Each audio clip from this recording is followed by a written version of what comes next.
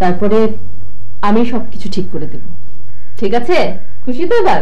তুমি আমার লক্ষ্মী আপু। পড়।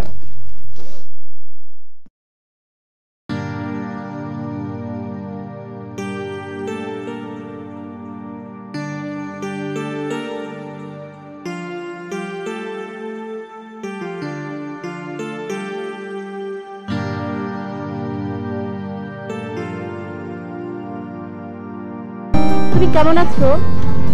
তুমি এখানে? কেন, বেশি কি অসুবিধা করলো? ভারে, আমি কি তাই বললাম? আচ্ছা শিপু, তুমি কি এখনো আমার উপর রেগে আছো? মানুষ কি কখনো তার নিজের উপর রেগে থাকতে পারে? তুমি খুব ভালো। তুমিও খুব ভালো। জানো শিপু, আপু কি বলেছে? কি বলেছে? আপু বলেছে আমাদের দুজনের পড়ালেখা শেষ হলে আপু আমাকে বলে তোমার আর আমার বিয়ের ব্যবস্থাটা করে ফেলবে।